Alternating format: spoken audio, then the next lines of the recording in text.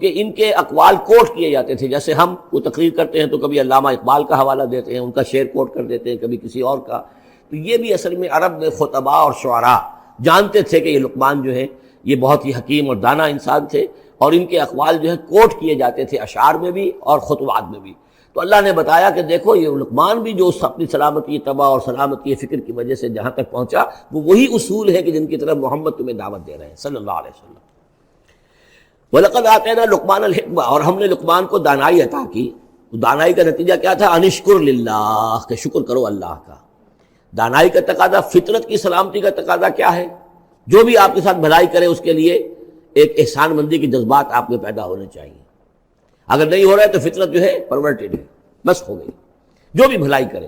اور عقل کا تقاضا کیا ہے کہ اصل جو ہے منعم اس کو پہچان لیا جائے، اور وہ اللہ ہے. تو نتیجہ کیا نکلے گا؟ وہ سلامتی طبع جمع سلامتی عقل، تو اللہ کو پہچان لیا جائے اور کہا جائے الحمدللہ، جہاں سے قرآن مجید شروع ہوتا ہے. انشکر للہ، کہ شکر کرو اللہ کا. ومن یشکر فانما یشکر لنفسہ، جو کوئی بھی شکر کرتا ہے تو وہ شکر کرتا ہے اپنے ہی بھلے کے لیے، اپنے ہی فائدے کے لیے. ومن کفر فان اللہ غنی حمید، اور جو کفران نعمت کرتا ہے، ناشکری کرتا ہے، تو اللہ تو غنی اور حمید ہے. وَإِذْ قَالَ لُقْمَانُ لِابْنِهِ، اب یہاں سے حضرت لقمان کی وہ نصیحتیں ہیں جو انہوں نے اپنے بیٹے کو کی ہیں، یہاں مذکور نہیں ہے، لیکن مراد یہی ہے کہ انتقال کے وقت. جیسے کہ کوئی شخص دولت مند ہے تو وہ اپنے انتقال کے وقت اپنے بیٹوں کو، یا اگر بیٹا ایک ہی ہے تو اسے بتائے گا کس سے لینا ہے، کس کو دینا ہے، کیا حساب کتاب ہے، کہاں کہاں میرے ایسٹس ہیں. کوئی دفینہ ہے تو بھی بتائے گا کہ میرا وہاں فلاں جگہ پر دولت دفن ہے. ایک حکیم انسان کے پاس اصل شے اس کی ساری عمر کے غور و فکر کا جو حاصل ہے کہ میں نے جو کچھ سوچا ہے، میں نے جو کچھ بھی حاصل کیا ہے اپنی فطرت سلیمہ اور عقل سلیم کی رہنمائی میں، وہ میں تمہیں منتقل کر رہا ہوں.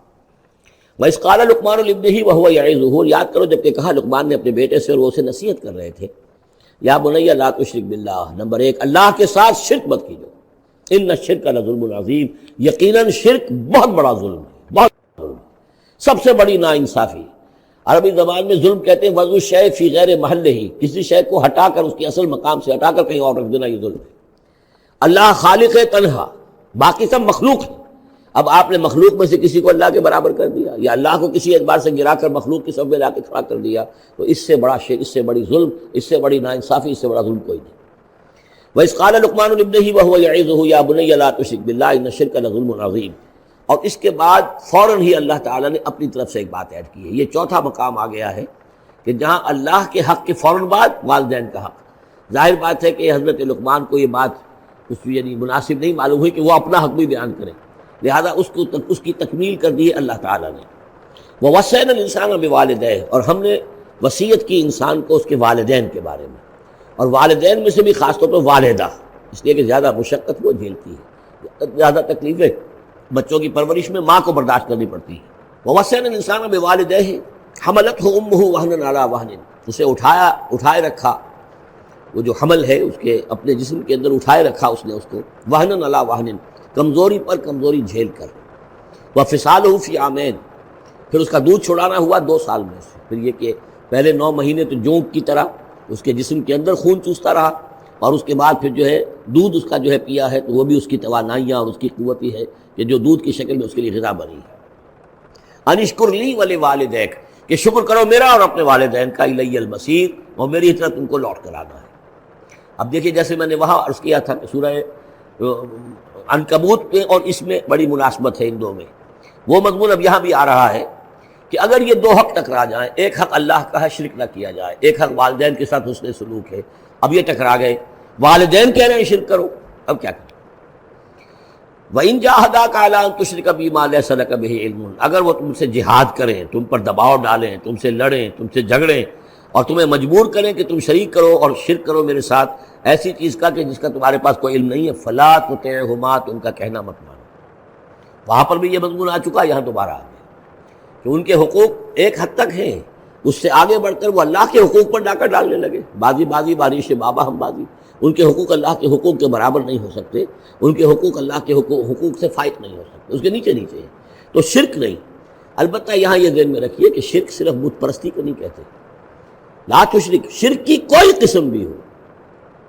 اب اللہ کے کسی ایک حکم کو اگر والدین کہتے ہیں توڑو، اس کا کیا مطلب ہے؟ یہ شرک کا حکم دے رہے ہیں. اس لیے کہ آپ نے والدین کے کہنے پر اللہ کے حکم کی خلاف ورزی کی، اس کا مطلب ہے کہ آپ نے مطاع اور معبود والدین کو بنا لیا۔ نفس کے کہنے پر آپ حرام کے اندر منہ مار رہے ہیں تو آپ کا جو حرام جو دولت ہے وہ آپ کا معبود ہے، اور آپ کا نفس آپ کا معبود ہے۔ ارأیت من اتخذ الہہ ہواہ، کیا تم نے دیکھا اس شخص کو جس نے اپنی خواہش نفس کو اپنا معبود بنا لیا؟ تو شرک کا مفہوم جو ہے اس کا پورا وسیع مفہوم، اور جیسا کہ اس سے پہلے بھی تذکرہ ہو چکا ہے، اس پر الحمدللہ کہ میں نے تقریباً 20 سال پرانی بات ہے یہ، کہ میں نے اقسام حقیقت و اقسام شرک پر 6 گھنٹے کے کیسٹس جو ہیں میرے وہ ریکارڈڈ ہیں اور موجود ہیں۔ تو اس حوالے سے اس کو یہ نہیں سمجھنا چاہیے کہ شرک سے مراد صرف بت پرستی ہے۔ وَإِن جَاهَدَاكَ عَلَىٰ أَن تُشْرِكَ بِي مَا لَيْسَ لَكَ بِهِ عِلْمٌ فَلَا تُطِعْهُمَا، لیکن دیکھیے یہ ہے اللہ تعالیٰ کی تعلیم، اس کے اندر کیا توازن ہے۔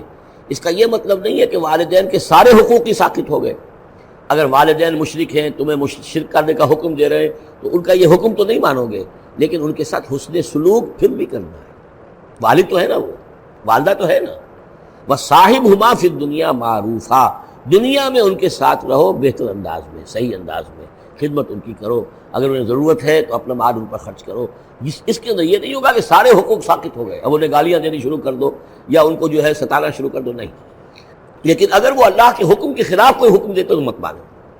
وَاتَّبِعْ سَبِيلَ مَنْ أَنَابَ إِلَيَّ، اور پیروی کرو اس شخص کے راستے کی کہ جو میری طرف اپنا رخ کر چکا ہے۔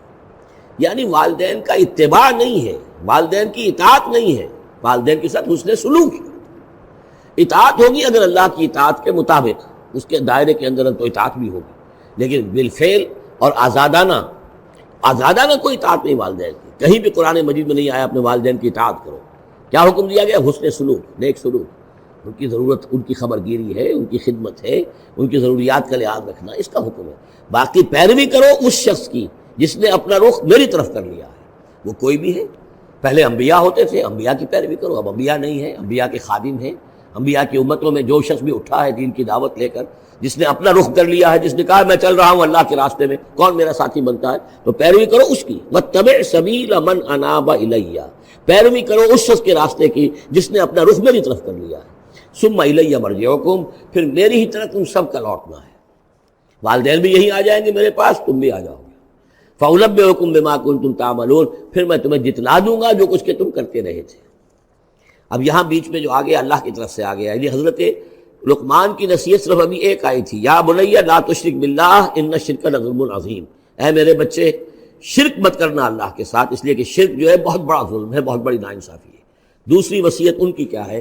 یا بنی انہا ان تک مثقال حبۃ من خردل فتکن فی صخرۃ او فی السماوات او فی الارض یأت بہ اللہ ان اللہ لطیف خبیر، اے میرے بچے عمل، خواہ وہ نیکی کا ہو خواہ بدی کا ہو، انہا، ہا کی ضمیر ہے عمل کی طرف، عمل خواہ ایک رائی کے دانے کے ہم وزن ہو۔ اب یہ سب سے چھوٹی چیز، رائی کا دانہ، فتیلہ، نقیرہ، یہ 3 چیزیں آتی ہیں قرآن مجید میں عام طور پر چھوٹی شے کے لیے، لا یظلمون فتیلہ، لا یظلمون نقیرہ، اور یہ کہ رائی کا دانہ، رائی کا دانہ بہت چھوٹا، تو چاہے وہ نیکی یا بدی ہو، رائی کے دانے کے ہم وزن، اور پھر فتکن فی صخرۃ، وہ کسی پہاڑ کی، کسی چٹان کے پیٹ میں جا کر، کسی کھو کے اندر جا کر وہ عمل کیا گیا ہو، او فی السماوات، یا آسمانوں میں کیا گیا ہو، اب تو آسمانوں میں ہے نا، آپ خلا میں جا کر وہ عمل کر رہے ہیں، تو پھر اب تو انسان جو ہے وہاں تک پہنچ گیا ہے، او فی الارض، یا زمین کے پیٹ میں گھس کر کیا گیا ہو، یأت بہ اللہ، اللہ اسے لے آئے گا۔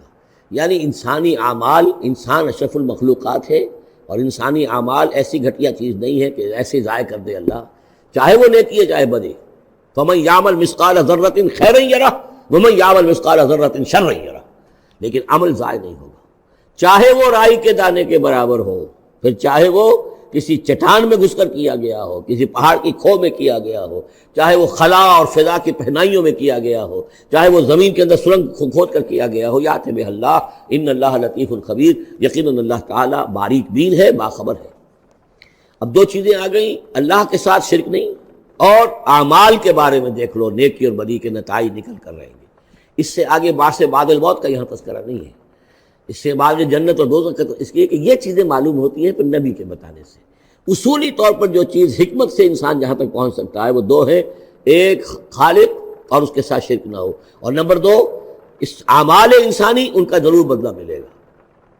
اب اس کے بعد تیسری بات، یا بنی اقیم الصلاۃ، نماز قائم رکھ، یعنی جس اللہ کو تم نے پہچان لیا ہے، اب محض ایک مرتبہ پہچان لینا کافی نہیں ہوگا، اسے یاد رکھنا ضروری ہے، ورنہ شیطان تمہیں ورغلائے گا، تمہیں ادھر ادھر سے جو ہے تمہارا نفس تمہیں غلط راستے پر ڈال دے گا، جب تک کہ یہ ایمان باللہ